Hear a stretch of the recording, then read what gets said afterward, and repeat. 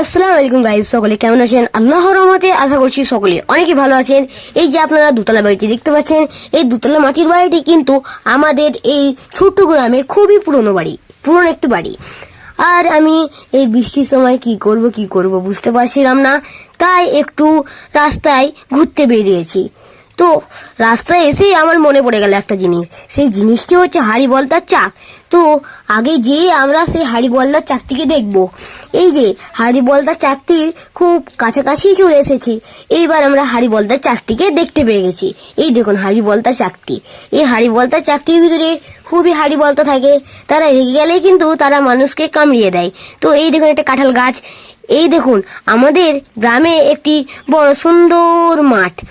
এবং আপনারা আমার চ্যানেলে নতুন, এবং আমিও এই চ্যানেলটি নতুনই খুলেছি। তো আপনারা আমার এই চ্যানেলটিতে লাইক সাবস্ক্রাইব করে দেবেন অবশ্যই।